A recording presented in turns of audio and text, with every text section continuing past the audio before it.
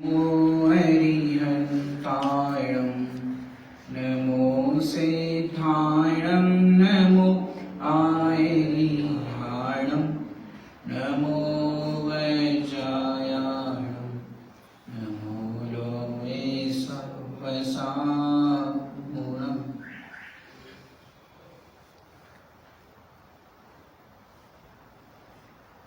सतीर्थ वीर प्रभु का जग में प्रवर्ते, निज तत्व बोध पाकर सब लोग हर्षे।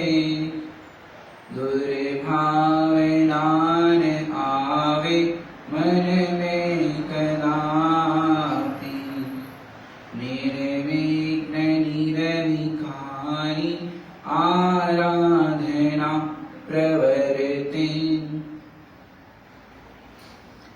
આજે આપણે બધા જે વિષય પર ચર્ચા કરવા જઈ રહ્યા છે, જે તમને સ્ક્રીન પર દેખાય છે, જીન મંદિર, જીન પ્રતિમા અને જીન ધ્વજ, જે આવતીકાલે આપણા મંદિરની ધ્વજાનો કાર્યક્રમ છે, એના જ પ્રાસંગિક આપણે ચર્ચા પણ કરવાની છે. ને બહુ સિમ્પલ વિષય છે. જે જીન મંદિર, જે મંદિરની અંદર આપણે આવીએ છીએ એ જીન મંદિર કહેવાય. જીન પ્રતિમા જે અંદર બિરાજમાન છે ભગવાન, એને જીન પ્રતિમા કહેવાય. અને શિખર ઉપર જે ધ્વજ હોય છે એને કહેવાય જીન ધ્વજ. તો કાલે આપણે જે પ્રોગ્રામ છે જીન ધ્વજનો છે, તો જીન ધ્વજની મહિમા તો આપણે લાસ્ટમાં કરીશું.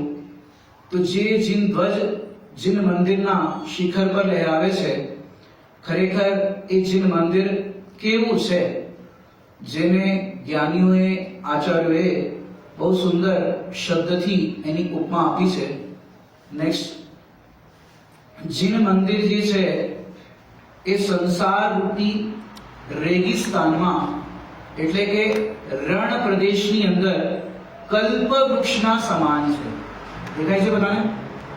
जिन मंदिर संसार रूपी रेगिस्तान में कल्प वृक्ष के समान है.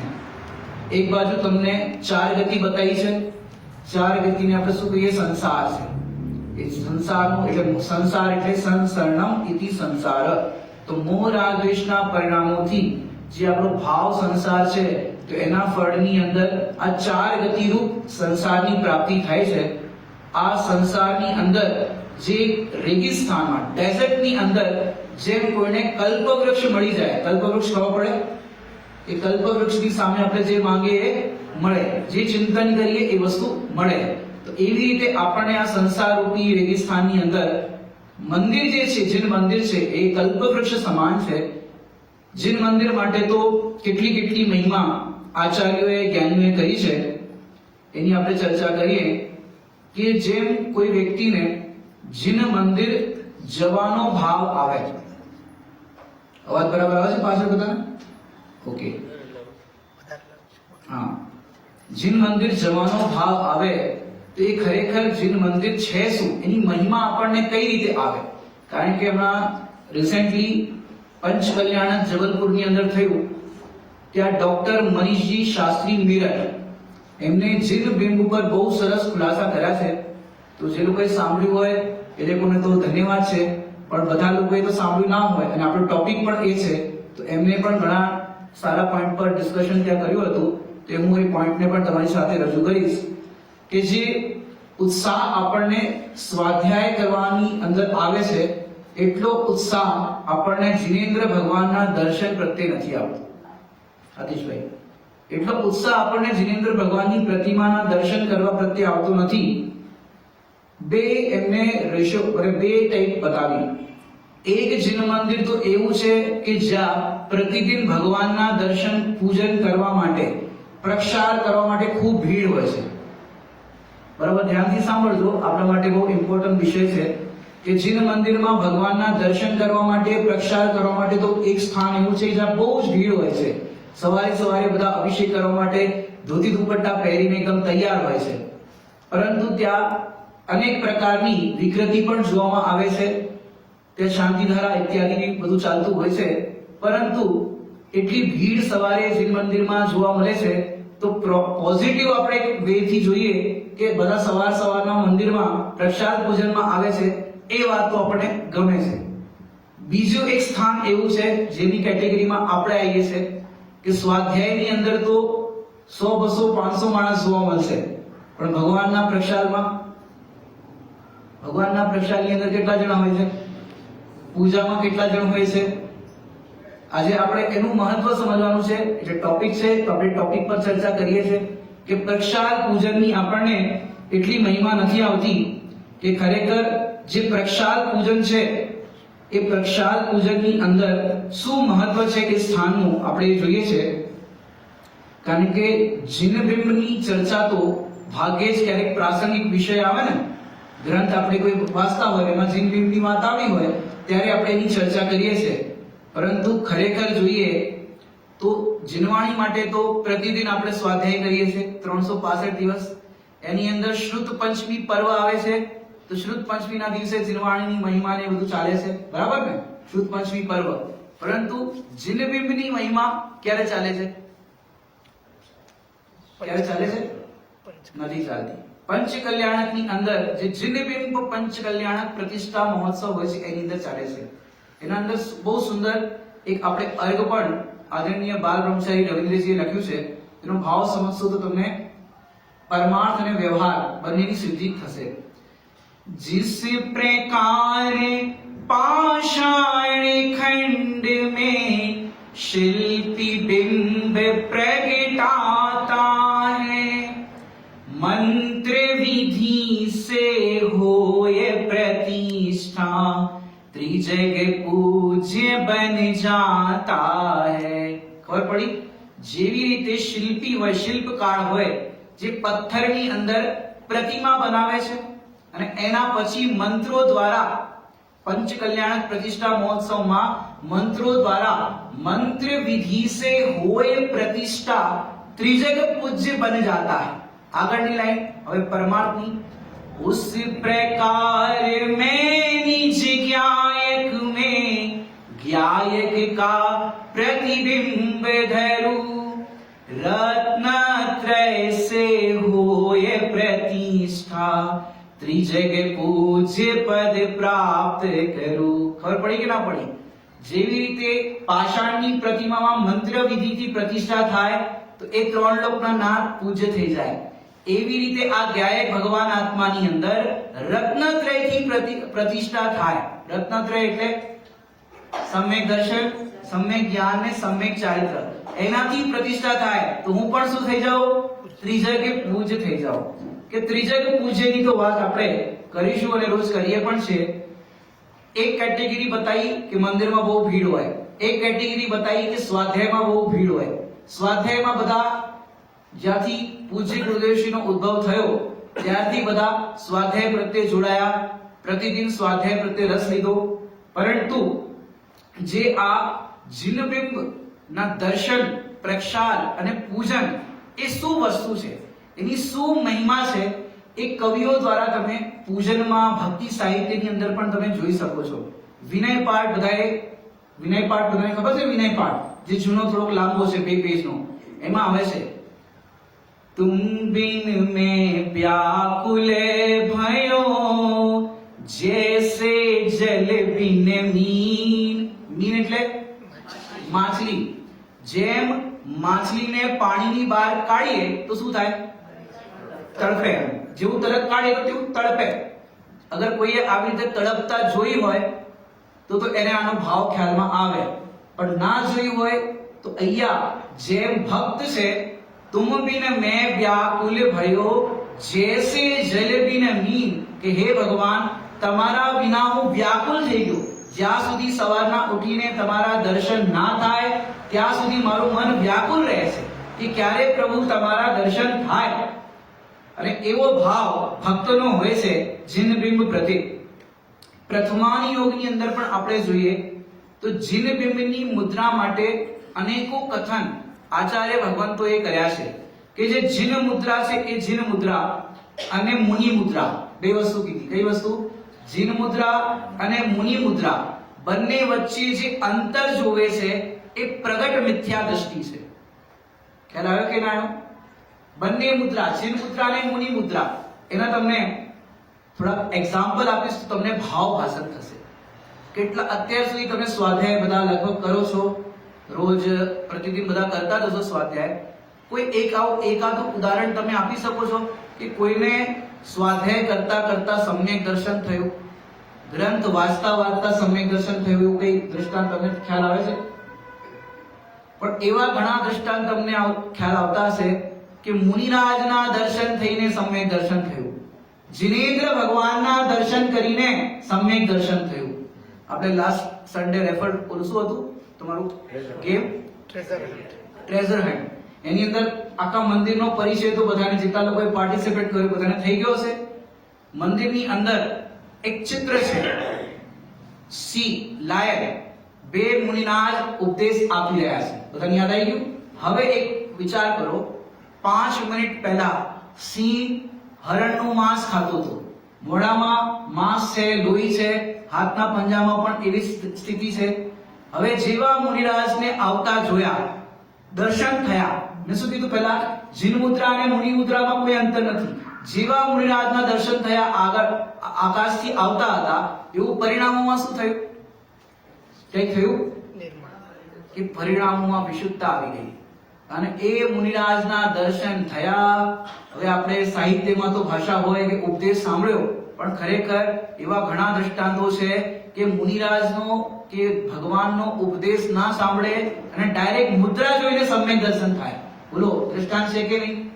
કે એ સિંહના જીવને જોયું કે આ કોણ આવી રહ્યા છે, હું જંગલનો રાજા, બધા મારાથી ડરે, અને આ મુનિરાજ તો શબ્દ આપણે કહીએ છીએ, પણ આ કોણ આવી રહ્યું છે કે જે નિર્ભય છે? અને એમની મુદ્રા જોઈને મહાવીર ભગવાનના જીવને શું થઈ ગયું? સમ્યક દર્શન. કે આ સમ્યક દર્શન થઈ ગયું. અને ઉત્તર પુરાણ નામના ગ્રંથમાં તો લખ્યું, જે 24 તીર્થંકરનું વર્ણન છે, ત્યાં ગુણભદ્ર આચાર્ય દેવ તો એવું કહે છે કે જો પ્રકૃતિમાં વ્યવસ્થા હોય કે તિર્યંચ ગતિનો જીવ મોક્ષ જઈ શકે, તો એ સિંહનો જીવ પુરુષાર્થ કરીને એ જ ભવે મોક્ષ જવો.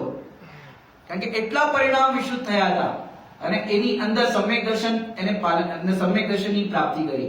બીજા આપણે પારસનાથ ભગવાન પાસે જઈએ. પારસનાથ ભગવાનના પૂર્વ ભાવની અંદર શું હતા? એનીબડી? હાથી હતા. પારસનાથ ભગવાનનો જીવ હાથી હતો. હવે હાથી ગાંડો થઈ ગયો, પાગલ થઈ ગયો. આપણે કઈ પંચકલ્યાણકમાં હાથી પાગલ થયો તો કોની યાદ છે? હિંમતનગરની અંદર, હિંમતનગર નામ સાંભળ્યું છે બધું? એ નગરમાં જ્યારે પંચકલ્યાણક હતું મહાવીર નગરનું, ત્યારે હાથી પાગલ થઈ ગયો. આ જે હાથીનો જીવ પારસનાથ ભગવાનનો જીવ છે, સંમેશ શિખરજીના જંગલમાં હતો અને ત્યાં હાથી પાગલ થઈ ગયો અને બધા જેટલી બી પબ્લિક હતી બધી ભાગવા લાગી. શું કરે? અને આખા ઝાડ પર તોડવા લાગ્યો. હાથી પાગલ થઈ ગયો. પણ જેવું અરવિંદ મુનિરાજના દર્શન થયા, હવે તો ઉપદેશ નથી, ખાલી દર્શન થયા. આ દર્શનની મહિમા બતાવું છું. અરવિંદ મુનિરાજના દર્શન થયા, એમને જોઈને શેના દર્શન થયા?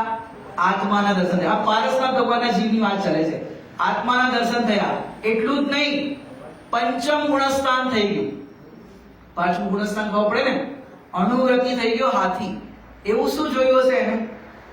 હાથી એવું કઈ જોયું હશે કે મુનિરાજના દર્શન થયા, ઓહો, પરિણામ શાંત થઈ ગયા અને શાંત સ્વરૂપ આત્માના દર્શન થઈ ગયા. અને પછી 5 અનુવ્રત કેવું પાલન કરે? ઉદરદાસજીએ લખ્યું છે એના માટે, હાથી માટે, કે હાથી જે છે એ હાથી જંગલની અંદર જેવું સમ્યક દર્શન ને પંચમ ગુણસ્થાન થયું ને, હવે એને કોઈ શાસ્ત્ર વાંચ્યું તો શ્રાવકાચાર, કે શ્રાવકના કયા આચાર પાલન કરવાના, કેવી રીતે ખાવું, બેસવું, ઉઠવું, પાણી ગળવું, એવું સાંભળ્યું હતું? પણ અંતરંગ પરિણતિ નિર્મલ થઈ અને હાથી શું કરે?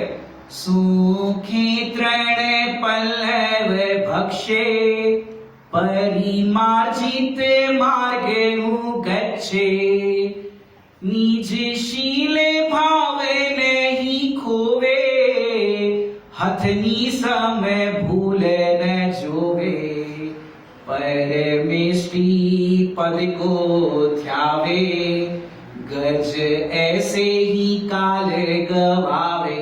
હવે આ જો ધી બેસ્ટ ઉદાહરણ તમને આપું છું, એવી તીર્થંકર વાળા, કે જેવું એને પંચમ ગુણસ્થાન થયું ને, તો સુખે ત્રણ પલ્લવ ભક્ષે, સૂકા પત્તા ખાતો હતો. ગ્રીનરી પત્તા ને બધું નહીં, સૂકા પત્તા ખાતો હતો. અને જે પગદંડી વાળો માર્ગ હોય ને, પગદંડી ખાવ પડે ને, જ્યાં પહેલા બધાએ ગમન કર્યું હોય ત્યાં એ ગમન કરે. પાણી પણ સૂરજની કિરણો પડી હોય એ તલાવનું પાણી પીવે, યા તો વોટરફોલનું પાણી જે હોય એ ઝરણાવાળું પાણી છે એ પ્રાસુક કહેવાય, એ તિર્યંચ ગતિ માટે એ પાણી પીવે. અને બ્રહ્મચર્યનું પ્રગટ થતા ભૂલથી પણ હાથીની સામે નથી જોતો. બોલો આવો એને બ્રહ્મચર્યનો કોઈ ઉપદેશ આપ્યો છે હાથીને? કે આ છે જીન મુદ્રાનો, મુનિ મુદ્રાને ખાલી જોઈને એ જેવા છે એવો હું છું એવું જોઈને સમ્યક દર્શન થતા આવી પરિણતિ થઈ ગઈ. અને પરમેશ્વરી પદ કો ધ્યાવે ગજ એસે ही કાલ ગવાવે, કે એ રીતે પંચ પરમેશ્વરીનું સ્મરણ કરીને એ પોતાનો સમય વ્યતીત કરે છે. આ તો તમને એવું લાગશે કે પંડિતજી આ તો પ્રથમાન યોગની વાત કરો છો. ભક્તિ સાહિત્યમાં પણ જો માનતુંગ સ્વામી, આચાર્ય માનતુંગ સ્વામી શું લખ્યું છે એમને? હા વાત ધીમો આવે છે, ખકડીને બોલો. ભક્તામા સ્તોત્ર. તો ભક્તામા સ્તોત્રની અંદર પણ કોની સ્તુતિ છે? આદિનાથ ભગવાનની. હવે આદિનાથ ભગવાનની સ્તુતિ કરતી વખતે કહે છે પ્રભુ તમે નાગ દમણી છો. શું છો? નાગ દમણી. ગુરુદેવજીના પ્રવચનમાં ઘણીવાર આવે છે નાગ દમણી, કે જેમ સાપ અને નોળિયો બંનેની લડાઈ થાય. લડાઈ તો લડાઈ થાય ને તો સાપ અને નોળિયો એમને એમ નોળિયો ના લડે, જ્યાં આજુબાજુમાં નાગ દમણી હોય ને ત્યાં જ લડે. હવે જો સાપ છે ખતરનાક, ઝેરીલો છે કે નહીં? સ્વભાવે ક્રોધીલો છે, બરાબર ને? હવે ખતરનાક છે, ઝેરીલો છે, સ્વભાવે ક્રોધીલો છે. ત્રણ વાત કીધી: ખતરનાક, ઝેરીલો અને ક્રોધીલો છે. આવો છે સાપ. અને આ છે કેવો છે? નોળિયો. સ્વભાવે શર્મિલો છે. નોળિયો સ્વભાવે શર્મિલો છે, પરંતુ જ્યારે લડાઈ થાય તો હવે સાપ છે એ બાઇટ કરે નોળિયાને, તો એના ઝેરને ઉતારવા માટે તો નાગદમણી છે. શું છે? નાગદમણી છે. પરંતુ નોળિયો બાઇટ કરે તો સાપ પાસે શું છે? કઈ છે? નથી. હવે આની અંદર માનતુંગ સ્વામી શું કહેવા માંગે છે કે પ્રભુ તમે તો નાગદમણી છો. આખા દિવસની અંદર દુકાન, ધંધા, વ્યાપાર, પાંચ ઇન્દ્રિયના વિષય કશાયનું ઝેર ચડાઈને અમે આવીએ છીએ. અને જેવું પ્રભુ તમારી પાસે આવીએ છે તો શું થાય છે? બધું ઝેર ઉતરી જાય છે. બધો માન કસાયનો નશો ઉતરી જાય છે. કે પ્રભુ તમે કેવા છો? ભગવાન સામે ઉભા રહો તો કઈ રીતે દર્શન કરવા? કવિઓએ તો લખ્યું છે, પણ આપણે એ વિધિ આવડવી જોઈએ તો તમારા દર્શન સાર્થક થશે. સવારે પરમાત્મ પ્રકાશજીનો સ્વાધ્યાય ચાલી રહ્યો છે ને, એની અંદર હમણાં રિસેન્ટલી ચર્ચા આવી. આ જીવે બે કામ નથી કર્યા. પહેલું કામ છે ભગવાનના દર્શન. શું છે? બોલો. અવાજ ના આવ્યો. ભગવાનના દર્શન હમણાં કરીને આયા ના કરીને આયા? અને જે કેવી વાત કરો છો, અભી હાલ તો દર્શન કરીને આયા. શાસ્ત્રમાં લખ્યું છે પરમાત્મ પ્રકાશજીમાં કે આ જીવે બે કામ નથી કર્યા: ભગવાનના દર્શન અને આત્માના દર્શન. બોલો લખ્યું છે કે નથી લખ્યું? તો અહીંયા કહે છે ભગવાન સામે કેવી રીતે કરો? ऐसा ही प्रभु मैं भी हूँ, यह प्रतिबिंब सुमेरा है, भली भांति मैंने पहचाना, ऐसा रूप सुमेरा है. जो तो खरा ऐसा ही प्रभु मेरा मैं भी हूँ. પ્રભુ હું તમારા જેવો જ છું, મારા અને તમારામાં કોઈ અંતર નથી. એવું એકવાર જોઈને જુઓ તો ખરા. બીજી એક સુંદર વિધિ બતાવું. ભગવાનને જોઈને અંદરમાં, કારણ કે આપણે બાળકો હોય ને, જેમ સંયમ છે, સિદ્ધિ છે, આવા બાળકો હોય એને બાલબોધની વિધિ બતાવીએ. દેવદર્શનની વિધિ મળે છે ને, દેવદર્શનની વિધિ. હવે દેવદર્શનની વિધિમાં આપણે જે બધું લખ્યું છે એ પ્રમાણે બતાવીએ. હવે આપણે બાલબોધ નથી, આપણે બાળક નથી, મોટા થઈ ગયા, તો હવે કંઈક અપડેટ થવું જોઈએ કે નહીં થવું જોઈએ આપણી ભૂમિકામાં? કે પછી બાળકોની જેમ જ 3 વખત પ્રદક્ષિણા ફરી, ઢોક દીધી, એ કર્યું કે હવે એ તો બાળકોને મંદિર લાવવા માટે એક સીધી સરળ વિધિ બતાવી. હવે ડાયરેક્ટ ભગવાન સાથે વાત કરો. શું કરવાનું? ડાયરેક્ટ ભગવાન સાથે વાત. કારણ કે જો આપણે બુક સામે રાખીને જેમ ખોટું દ્રષ્ટાંત આપો, ખોટું દ્રષ્ટાંત આપો, સાચું આપો, ખોટું જ આપો છો. ખોટું એટલે સાચા ખોટા વાળું ખોટું નહીં, આમ થોડું નેગેટિવ. જેમ કોઈ પ્રેમી ખબર પડે, જેમ કોઈ પ્રેમી પ્રેમિકાની સામે એક ડાયરી લઈને આવ્યો હોય અને ડાયરી લઈને તું આવી લાગે છે, તું આવી લાગી છે, જો બોલે તો કેવું લાગે? કેવું લાગે કે તું આ ડાયરીનો સહારો કેમ લે છે? તું ડાયરેક્ટ તને મારામાં કઈ ગમતું હતું તું ડાયરેક્ટ તારીફ કર ને, ડાયરેક્ટ પ્રશંસા કર ને, વચ્ચે ડાયરી કેમ લાવે છે? એમ તમને જો ભગવાન ગમતા હોય તો ભગવાન સામે ડાયરેક્ટ વાત કરો. ઠીક છે, જ્યાં સુધી આપણને નથી ત્યાં સુધી આપ સહારો લઈએ, ઠીક છે, જ્ઞાનીઓની વિધિ છે, જે જ્ઞાનીઓએ લખ્યું છે. હવે આપણે ડાયરેક્ટ ક્યાં સુધી એ રીતે વાત કરશું? ડાયરેક્ટ વાત કરો. यही रूप मेरा मुझे आज भाया. જ્યાં સુધી જેવું ભગવાનનું રૂપ છે ને ના ગમે ને ત્યાં સુધી ભગવાનને જો. यही रूप मेरा मुझे आज भाया महानंद मैंने स्वयं में ही पाया. ના મળે ત્યાં સુધી જુઓ ભગવાનને, કારણ કે જો જે ભગવાનને એક ટક નિહારે છે ને, 11 નંબરનો શ્લોક બધાને યાદ છે ભક્તામૃત સ્તોત્રમાં, जो दर्शनी है प्रभु एक टशे थी देखे. કે જે ભગવાનને એક ટક સ્ટાઇલ કરીને જોવે છે એને બીજે ક્યાંય જોવાનું મન નથી થતું. શું થયું? બીજે ક્યાંય જોવાનું મન નથી. કે ભગવાનને જોયા પછી હવે ક્યાં જોવું? જોવું હોય તો આ અહીંયા જોવાય, બીજે ક્યાંય જોવાનું મન નથી થતું. એ ખરેખર ભગવાન આ તમારું એવું મહાત્મ્ય છે. કારણ કે જો પૂજ્ય ગુરુદેવશ્રીએ એ વિધિ તો કીધી, બધા ભગવાન છો ને બધા ભગવાન થાવ. પણ ખરેખર મોક્ષ માર્ગ પ્રકાશકજીમાં પંડિત ટોડરમલજી સાહેબે લખ્યું, સાચી ભક્તિ તો જ્ઞાનીને હોય છે. શું કીધું? સાચી ભક્તિ કોને હોય? જ્ઞાનીને હોય છે. તમે પૂજ્ય ગુરુદેવશ્રીની ભક્તિ જુઓ. સોનગઢની અંદર પ્રથમવાર જયપુરથી જિંદબિંબ આવ્યા, અપ્રતિષ્ઠિત. પ્રતિષ્ઠા તો પછી થાય ને, ખાલી ભગવાનના પ્રતિમા આવી ગયા, પ્રતિષ્ઠા થવાની બાકી છે. પણ જેવા ભગવાન આવ્યા તો ગુરુદેવશ્રીને પ્રતિમા જોઈને પ્રફુલભાઈ કેવા પરિણામ થયા હતા? સાષ્ટાંગ દંડવત પ્રણામ કર્યા અને આંખોમાંથી અશ્રુ ઝરે. આ પૂજ્ય ગુરુદેવશ્રીની ભક્તિ બતાવું છું, આંખોમાંથી અશ્રુ ઝરે અને પ્રભુ સિમંદરનાથ ભગવાન આ પંચમ કાલમાં વિરહ આવી પડ્યા. ઓહો પ્રભુ, સિમંદર પરમાત્મા વિદેશ ક્ષેત્રમાં બિરાજે છે, અત્યારે વિરહ પડી ગયો. અને જેટલા બી કારીગર વગેરે હતા ને ત્યાં કામ કરતા હોય બધા કારીગરને બોલાવો, આ જો આ છે અમારા ભગવાન, અમારા ભગવાન, અમારા ભગવાન. એટલો અહોભાવ. પૂજ્ય બેનશ્રીને પણ જો કેટલો અહોભાવ. વિધાન આદિ કાર્યક્રમ હોય ને તો પોતાના હાથે જે વિધાનનું માંડનું હોય ને, જે ઓલું આના ઉપર રાખીએ ને આપણે માંડનું, જે બી વિધાન હોય એનું, એ પોતાના હાથે બનાવતા. બધા બહેનો પણ એમાં સાથે ઇનિશિયેટિવ લઈને બનાવતા. બોલો, વિચાર કરો કેવી ભક્તિ. એ છે ભગવાનની ભક્તિ. ભગવાન સામે બેસી રહ્યા, ભગવાનને જોયા કરે.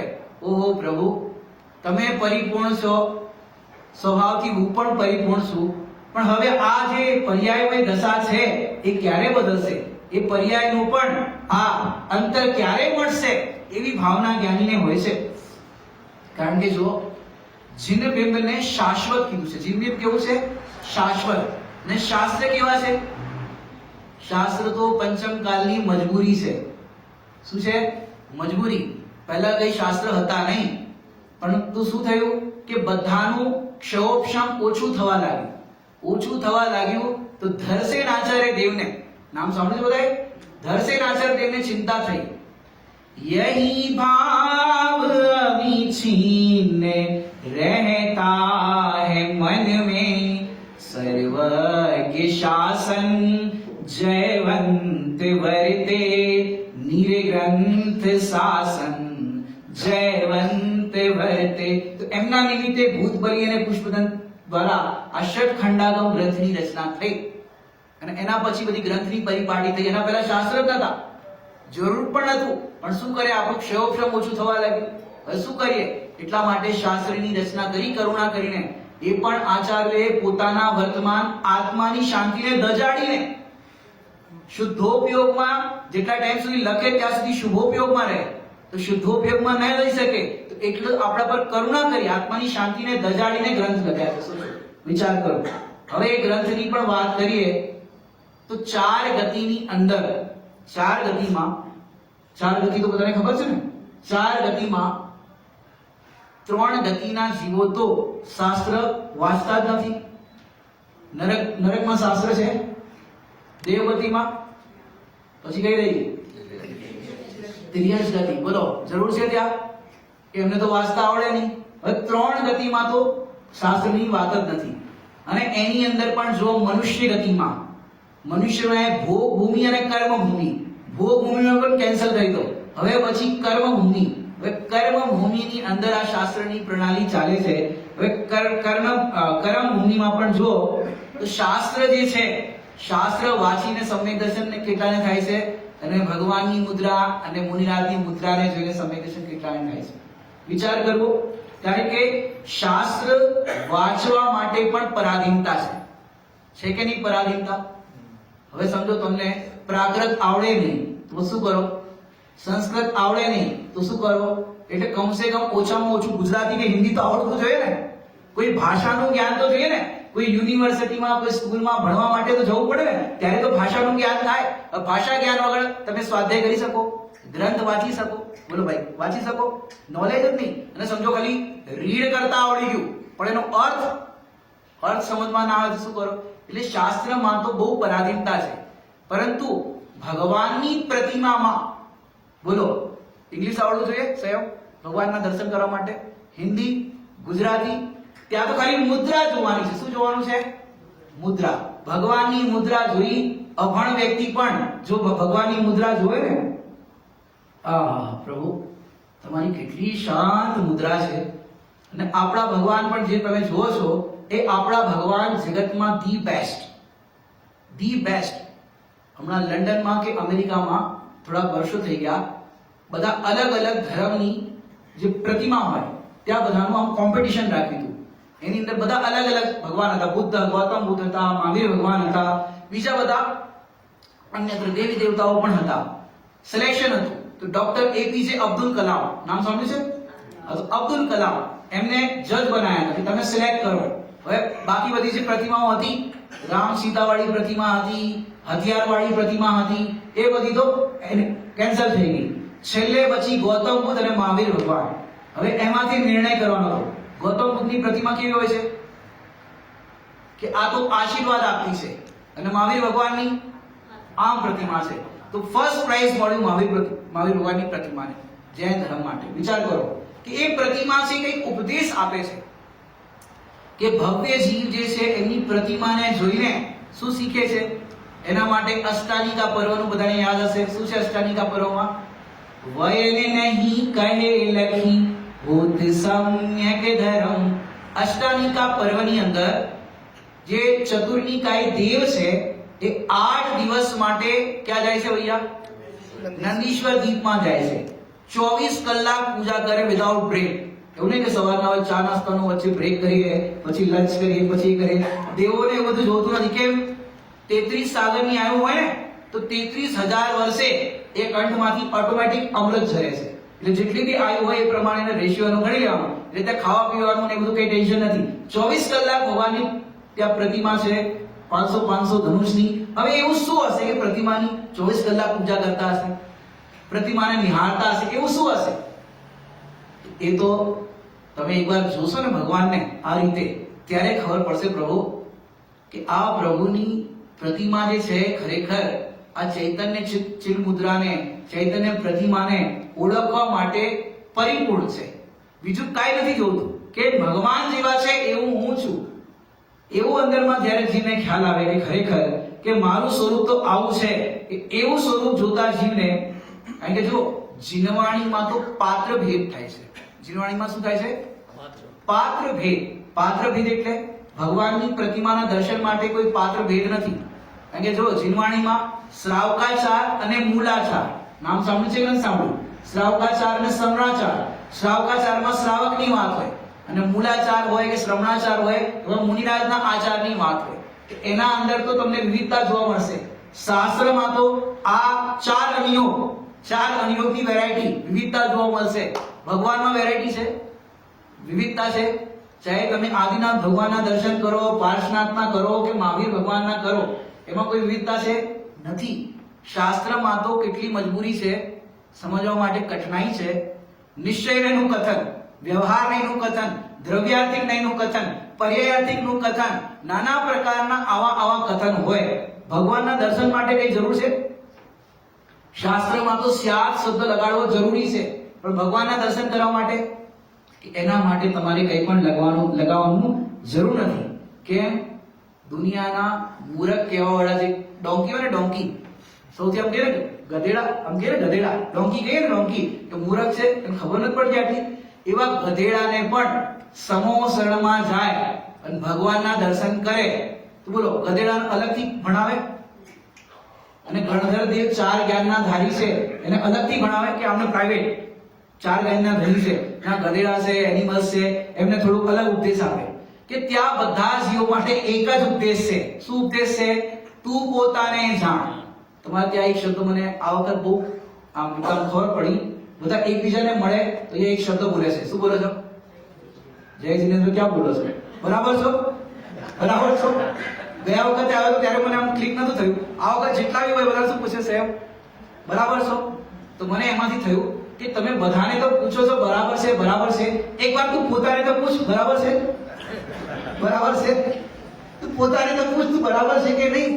આપણે બીજાની ખબર તો લઈએ છે, તમારી ખબર કેમ છે, બરાબર છે. તું એકવાર શાંતિથી બેસીને જો બરાબર છે. જેમ ભગવાન બરાબર છે, પરિપૂર્ણ છે, એવો તું પણ બરાબર છે. જ્યાં સુધી બરાબર ના થાય ત્યાં સુધી શું કરવાનું છે? ભગવાનને જો બરાબર કરો.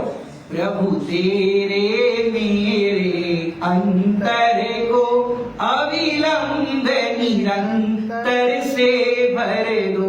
भगवानની પૂજા કરે તો કેવી રીતે પૂજા કરો? तुम हो पूज्य पुजारी मैं बस भेद करूंगा स्वाहा. અરે સ્વાહા નહીં કરો, સ્વાહા અરે મેં પામી સ્વાહા, એ તો ક્રિયા ચાલતી રહેશે. પણ तुम हो पूज्य, તમે પૂજ્ય અને હું પૂજા કરવા વાળો પૂજારી. तुम हो पूज्य पुजारी मैं बस भेद करूंगा स्वाहा. बस अभेद में, अभेद आत्मा, बस अभेद में तन्मय होना और सभी कुछ स्वाहा. બધું સ્વાહા. બસ અભેદમાં તન્મય થઈ ગયો, મારી પૂજા થઈ ગઈ. અને અભેદમાં તન્મય ના થયો કે છે દર્શન નથી થયા, દર્શન પણ નથી થયા. જો ભગવાનની પ્રતિમા જે છે એ ગરીબમાં, અમીરમાં, અભણમાં, હિન્દુ, મુસ્લિમ, શીખ, ઈસાઈ કોઈ પણ જીવ છે દર્શન કરે તો શું ઉપદેશ આપે? નાસાગ્ર દ્રષ્ટિ છે ભગવાનની, કે જે પોતાની સામે જોવે છે એ સુખી થાય છે અને જે જગતની ઓર જોવે છે દુખી થાય છે. સિમ્પલ ઉપદેશ છે કે નહીં? સિમ્પલ ઉપદેશ છે. ભવ્ય નિહારે અહો આપકો, આપ નિહારે અપની ઓર. તો ભગવાનથી આ વિધિ શીખવાની છે કે હું પોતાની તરફ જોઉં. કારણ કે આપણી ભગવાનની મુદ્રા જે છે, કારણ કે બીજી બધી મુદ્રાઓમાં તો જુઓ ને, આશીર્વાદ આપે, દુઆ, બધું લૌકિકમાં ચાલતું હોય, બધું મળી જાય, દુઆ મળી જાય. પણ આપણે ત્યાં ના દુઆ ના બદુઆ, આશીર્વાદ પણ નથી આપતા, શ્રાપ પણ નથી આપતા. કે આપણી ભગવાનની જે મુદ્રા છે એ તો કહે છે કે તું તારા પરિણામનો કરતા સ્વયં છે. શુભ અશુભ કર્મ ફલ જેતે ભોગે જીવ એકહી તેતે. કે તું જ એનો કરતા છે, બીજું કોઈ નથી. કે આપણા ભગવાન જે છે એ જગતની અંદર સૌથી ધી બેસ્ટ છે અને એમની પાસે ખાલી વિધિ શીખવાની છે. નિધિ આપણી પાસે છે કે નહીં? નિધિ છે કે નહીં આત્મા? બસ એ નિધિના પ્રાપ્તિની વિધિ શીખવાની છે. એટલે આ જીન મુદ્રાનું, જીન ભીમનું બહુ જ મહત્વ છે. બ્રહ્મચારી રાયમલજી નામ સાંભળ્યું છે કોઈએ? જ્ઞાનાનંદ શ્રાવકાચાર્યજી જેમને લખ્યું છે, પંડિત ટોડરમલજીના સમકાલીન થયા હતા. અને જયપુરની અંદર મોતી ડુંગરી નામની પ્લેસ પર એક બહુ મોટું ઇન્દ્રધ્વજ વિધાન થયું હતું અને પંડિત ટોડરમલજી પણ ત્યાં હાજર હતા. વિચાર કરો. એ બ્રહ્મચારી રાયમલજીએ ચર્ચા સંગ્રહ ગ્રંથમાં બહુ સુંદર વાત કરી. શું છે એ વાત સાંભળો બસ ધ્યાનથી કે મંદિર દર્શન કરવાનો તમને ભાવ આવ્યો સેમ મંદિરમાં દર્શન કરવાનો તમને ભાવ આવ્યો કે હું મંદિરે જઉં એવો દર્શન કરવાનો ભાવ આવ્યો તો તમને 100 ઉપવાસનું ફળ મળે. આ બ્રહ્મચારી રાયમલજી લખ્યું છે, પરિણામની અપેક્ષાએ વાત છે. 100 ઉપવાસનું ફળ મળે. મંદિર જવા માટે તમે ઘરેથી નીકળ્યા તો કહે છે કે તમને 1 લાખ ઉપવાસનું ફળ મળે. મંદિર તમે આવી ગયા, જીનેન્દ્ર ભગવાનની સામે ઊભા રહી ગયા તો તમને અનંત કોડા-કોડી ઉપવાસનું ફળ મળે. આવું તો એમને ચર્ચા સંગ્રહ ગ્રંથમાં લખ્યું છે કે તમે કેવી વાત કરો છો પંડિતજી, ઉપવાસનું ફળ મળે, કે આ પરિણામની વિશુદ્ધતાના રેશિયોના અપેક્ષાએ વાત કરી છે. ખ્યાલ આવે છે કે નથી આવતો?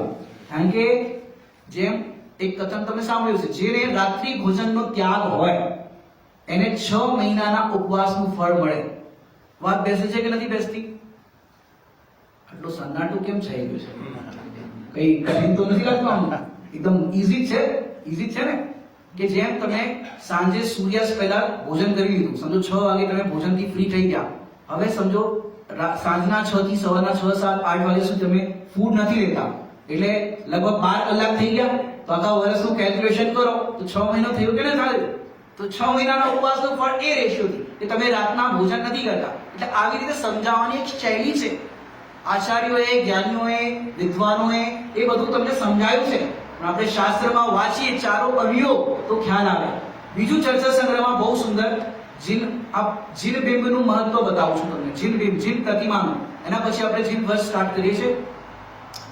એમાં એમને લખ્યું પ્રભાવના માટે કે 1000 મિથ્યા દૃષ્ટિ. કેટલા? ધ્યાનથી સાંભળજો. 1000 મિથ્યા દૃષ્ટિ ધર્મની પ્રભાવના કરે એના કરતા એક જેનાભાસી મિથ્યા દૃષ્ટિ એના ઉપર ભારી છે. 1000 જેનાભાસી મિથ્યા દૃષ્ટિ પ્રભાવના કરે અને એક અવિરત સમ્યક દૃષ્ટિ છે એની સામે. 1000 અવિરત સમ્યક દૃષ્ટિ પ્રભાવના કરે એના કરતા એક પંચમ ગુણસ્થાન વર્તીની પ્રભાવના વધારે જોરદાર હોય છે. 1000 પંચમ ગુણસ્થાન વર્તી પ્રભાવના કરે અને એક દ્રવ્યલિંગી મુનિરાજની પ્રભાવના છે. 1000 દ્રવ્યલિંગી મુનિરાજ પ્રભાવના કરે અને એક ભાવલિંગી મુનિરાજની પ્રભાવના. એની મુદ્રાની વાત કરું છું, એમનું જીવનની વાત કરું છું. 1000 ભાવલિંગી મુનિરાજ પ્રભાવના કરે અને એક કેવલી ભગવાનની પ્રભાવના છે. 1000 કેવલી ભગવાનની પ્રભાવના થાય એની સામે એક તીર્થંકર કેવલીની પ્રભાવના છે અને 1000 તીર્થંકર કેવલીની પ્રતિમા સામે જો એક જીનેન્દ્ર ભગવાનની પ્રતિમાની પ્રભાવના છે. કારણ કે તીર્થંકર ભગવાન તો એક લિમિટેડ ટાઈમ પીરિયડ માટે હોય. મહાવીર ભગવાન તો સિદ્ધ ભગવાન થઈ ગયા. હવે અત્યારે આપણે શું કરીએ કે આ પ્રતિમા છે અને એ જ્યાં સુધી પ્રતિમા છે ત્યાં સુધી ભવ્ય જીવો આવીને એમના દર્શન કરીને આત્માના દર્શન કરશે. એટલે આ એટલું જીવ પ્રતિમાનું જીવ એમનું મહત્વ એટલું બતાવ્યું છે કે જગતની અંદર આ ભગવાનની પ્રતિમાનું આવું મહત્વ છે. ભવ્યજી ભગવાન સામે આવે છે તો કેવા પરિણામોથી કરે છે? કારણ કે જેટલા સ્વાધ્યાયી છે એ સ્વાધ્યાયી લોકોમાં મને એક પરિણામ તો નહીં જોવા મળે કે મારી દુકાન સારી ચાલુ થઈ જાય, મારું આ કામ પતી જાય, મારું આ થઈ જાય, આ થઈ જાય, એવું કોઈને રાખે છે? ભાઈ અગર અંદરમાં થોડું થોડું ચાલતું હોય ને તો ભૂલાઈ દેવાનું. કેમ? આપણા ભગવાન કેવા છે? વીતરાગ. તુમ ભક્તો કો કુછ નહીં દે अपने સમાન બસ બના લે. એવા છે ભગવાન. ભગવાન સામે જાઓ, બસ 2 મિનિટ પછી જીન વર્ગનું સ્ટાર્ટ કરવું છે. બહુ સુંદર એ બી ટોપિક છે કે ભગવાન સામે જાઓ ને, निर्वांछक है भगवन ये आराधना हमारी, होवे दशा हमारी बस जैसी हुई तुम्हारी. કે જેવી દશા તમારી થઈ છે એવી મારી દશા થાય. કારણ કે સ્વર્ગથી સુંદર આ જીનેન્દ્ર ભગવાનનો દરબાર છે. એ દરબારની અંદર આપણા પરિણામ વિશુદ્ધ ના થાય તો શું કર્યું? એક કોટેશન સાંભળ્યું હશે, યદિ, કારણ કે સમજવા માટે બહુ ઇમ્પોર્ટન્ટ છે. રોજ પ્રતિદિન તમે ભગવાનના દર્શન કરો છો, હાથ ઉપર નહીં કરાવો, મનમાં બધાએ હા ના કરી લેવાની, બરાબર? રોજ ભગવાનના તમે દર્શન કરો છો. જો નથી કરતા તો સમજો કે નહીં પંડિતજી અમે શું કરીએ, બહુ દૂર રહીએ છે, ઘર અમારું મંદિરથી દૂર છે. ઓકે ઠીક છે, દૂર છે.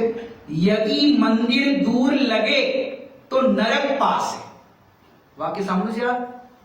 યદિ મંદિર દૂર લગે, કારણ કે આપણે સ્કૂલ દૂર હોય, બીજું કંઈક રમવાનું કરવાનું દૂર હોય, ઓફિસ દૂર હોય, બરાબર ને, એ બધું દૂર હોય, દુકાન દૂર હોય, ત્યાં જાઓ છો કે નથી જતા? જઈએ છે. આપણે જરાક કંઈક લગ્ન પ્રસંગ આવી જાય, જરાક કંઈક બહારનું કામ આવી જાય, તો સૌથી પહેલું કાપ ક્યાં મુકાય? આજે મંદિરે નહીં જઈએ, આજે શ્રી પ્રવચનમાં નહીં જઈએ, આજે અહીંયા નહીં જઈએ. મંદિરને આપણે કેન્સલ કરીએ છીએ. વિચાર કરવાનું છે આપણે પ્રાયોરિટી કોને આપીએ છીએ. સમય આપણી પાસે વધારે નથી, પછી ક્યારેક ચર્ચા કરશું પ્રાયોરિટી ઉપર, કે આપણે શેના પર વજન આપીએ છીએ. વાક્ય પૂરું કરું છું. યદિ મંદિર દૂર લગે તો, બોલો જરા, જે નહીં આવતો એ બરાબર ઢીલું પોછું બોલતા હશે. કમસે કમ બોલો તો ખરા, અંદરમાં ખટકશે. यदि मंदिर दूर लगे तो नरक पास है. बोलो, यदि मंदिर दूर लगे तो नरक पास. यदि मंदिर समीप लगे तो स्वर्ग पास है. बोलो, यदि मंदिर समीप लगे तो स्वर्ग पास है और शुद्धात्मा समीप लगे तो मोक्ष पास है. कैटेगरी समझ में आई गई? જે જ્યાં ઉભા હોય ત્યાંથી એક કદમ આગળ વધો. શુદ્ધાત્મા સમીપ લાગે છે તો મોક્ષ આપણા નિકટ છે. મોક્ષ હવે મળવાનો જ છે, એટલું પાકું છે કે અંદરમાં, કારણ કે મંદિરમાં આવીએ તો મંદિરની અંદર આપણે પરિણામોનો સંભાળ રાખવાની છે. શેની સંભાળ રાખવાની છે? પરિણામોની. મળે, કારણ કે મંદિર એવું છે, યહાં ખુદ હી ભાવ બદલતે बहुविधि सब पुण्य सुकरते. કે આ જૈન ધર્મની ધ્વજા છે એ ખરેખર લહેરાતી રહે. અંતિમમાં પૂજાની થાળી, આ જો પૂજાની થાળી બધાએ જોઈ છે કે નથી જોઈ? કે ડાયરેક્ટ સ્વાહા? હે, એ જો આમાં પણ બહુ રહસ્ય છે. શું રહસ્ય છે બધા જુઓ. હવે અહીંયા તો મેં બનાવીને તૈયાર કરી છે. હવે એવું એઆઈ ને આજકાલ તો બધું એવું થઈ ગયું છે, અગર એ થોડુંક કંઈક એમાં લગાવીએ તો બરાબર થઈ જાય. પણ જુઓ, પહેલા આખું દિમાગમાં ક્લિયર કરજો. આ થાળી છે, સૌથી પહેલા આમ કરીએ ને એ થઈ ગઈ સિદ્ધશિલા, બરાબર. એક ટપકું કર્યું, એ આપણે ભગવાનની સ્થાપના કરી, બરાબર, એ થાળીની અંદર. હવે બરાબર સિદ્ધશિલા, એક ટપકું કર્યું, પછી સીધી લાઈન ખીંચવાની, સીધી લાઈન, બરાબર. એ સીધી લાઈન શું બતાવે છે ખબર છે? મારો સ્વભાવ સિદ્ધ ભગવાન જેવો છે. મારો સ્વભાવ, આરે કેમેરામાં એકવાર શો કરી દો, એટલે શું કોઈ ઓનલાઈન જોતા હોય ને તો એમને ખ્યાલ આવે કે મારો સ્વભાવ જે છે એ કેવો છે. સીધી લીટી કરી ને સિદ્ધ ભગવાનની સિદ્ધશિલા પર, મારો સ્વભાવ સિદ્ધ ભગવાન જેવો છે. પછી વચ્ચે આમ આડી લાઈન કરો, પરંતુ હું આડોડાઈ કરું છું. શું કરું છું? આડોડાઈ કરું છું. ચંદ્ર આમ કર્યો, બરાબર, એકદમ ફ્રન્ટથી જો. સિદ્ધશિલા કરી, ટપકું મૂક્યું, સિદ્ધ ભગવાનની સ્થાપના, સીધી લીટી કરી, મારો સ્વભાવ સિદ્ધ ભગવાન જેવો છે. પછી સીધી લીટીમાં આડી લીટી કરી, પરંતુ હું આડોડાઈ કરું છું. એટલા માટે પછી સ્વસ્તિકની 4 લાઈન ખેંચી લો. એટલા માટે હું 4 ગતિમાં પરિભ્રમણ કરું છું. સાથીઓ બની ગયો? બની ગયો. હવે સાથીઓ બની ગયો. એના પછી મારો સ્વભાવ કેવો છે? પાછો ફરીથી સિદ્ધ ભગવાન જેવો ઉર્ધ્વગમન સ્વભાવ છે.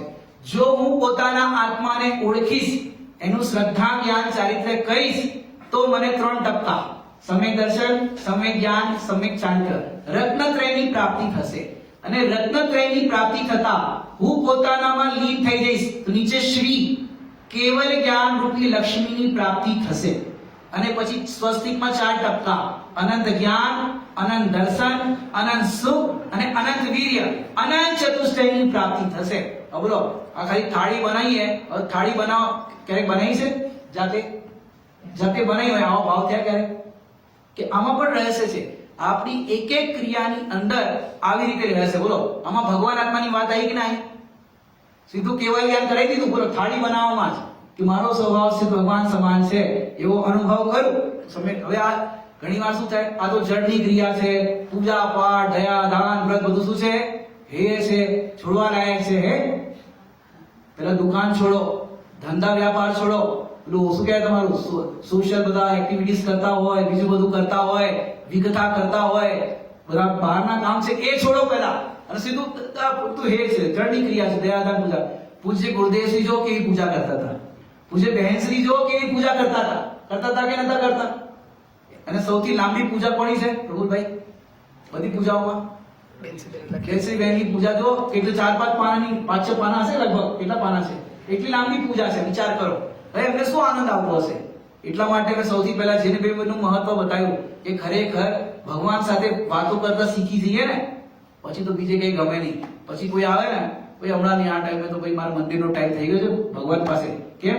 આપણે ભજનમાં પણ બોલીએ છીએ, आज सिद्धों से अपनी बात होके रहेगी, शुद्ध आत्म से मुलाकात होके रहेगी, शुरू करे आज यहाँ आत्म साधना, शुरू करे आज यहाँ आत्म साधना, चक्र गति में हो कभी जन्म मरणना, चक्र गति में हो कभी जन्म मरणना, जियरा हो जियरा, जियरा हो जियरा. આપણે ઘણાની એવી આદત હોય મંદિર નજીકમાં હોય ત્યાં દર્શન પૂજા કરવા ના જાય અને પછી દિવાળીનું વેકેશન હોય કે સમર વેકેશન હોય અમે તો સમેત શિખરજી જઈએ છીએ ભગવાનનું દર્શન કરવા માટે, પૂજા કરવા માટે. ત્યાં જઈને અભિષેક કરે. મંદિર નજીક હોય ત્યાં અભિષેક ના કરે, ત્યાં પૂજા ના કરે. નહીં, ત્યાં અમે જઈને બધું કરીએ છીએ. બધા દિવસ અભિષેક કર્યો, બધા દિવસ પૂજા કરી. કે તમે જો નિયરેસ્ટ તમારા નગરમાં આ નથી કરતા અને એ કરવા માટે બીજે જાઓ છો તો એ પિકનિક જેવું છે. શું છે? પિકનિક જેવું છે કે ત્યાં તમે ગયા શું કર્યું? ત્યાં પણ તમે ભગવાન પાસે કેટલી વાર બેસ્યા અને માર્કેટમાં કેટલું ફર્યા. બધા પોતાનું જોઈ લીધું ક્યારે ગયા હોય તો માર્કેટમાં કેટલું ફર્યા, સાઇટ સીન કેટલું જોયું, કેટલું બધું તમે એ કર્યું અને ભગવાન પાસે કેટલી વાર બેસ્યા. અને જ્યારે શિખરજીના પહાડ પર જાય ને અને આમ પહેલી વાર પહાડ ચડ્યો હોય અને પહેલી ટોક કઈ આવે?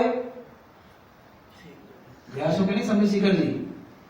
નહીં તો ત્યાંથી સંગ કાઢો. પહેલી ગૌતમ સ્વામીની ટૂંક આવે. ગૌતમ સ્વામીની ટોક પર ઘણા આમ પહેલી વાર આવે ને એકદમ સાષ્ટાંગ પ્રણામ કરે. બહાર બધાને રાહ જોવી પડે કે ભાઈ અમને તો બહુ સરસ પ્રણામ કરે છે. બોલે સરસ પ્રણામ નહીં, આટલું ઉપર ચડતા ચડતા પરસેવો થઈ ગયો. જે પથ્થર છે ને માર્બલનો એ ઠંડો લાગે છે. નમસ્કાર કરે છે કે શું કરે છે?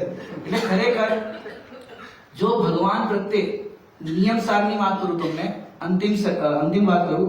નિયમ સારના 11 નંબરના કે 12 નંબરના કલશમાં લખ્યું છે નિયમ સાર. તો ગુરુદેવજી કહે છે સમય સાર કરતા પણ નિયમ સાર ચડિયાતો ગ્રંથ છે. ગુરુદેવજી એવું કહે છે નિયમ સારની. એમાં લખ્યું ભવના ભેદન કરવા વાળા આ ભગવાન પ્રત્યે તને જો ભક્તિ નથી તો ભવ સમુદ્રના મધ્યે મગરના મુખમાં પડ્યો છે. જો ભક્તિ નથી તો એમ સમજો ભવ સમુદ્રના મધ્યમાં મગરના મુખમાં છે. હવે ક્યાં પડ્યા છો એ વિચાર કરજો. વિચારના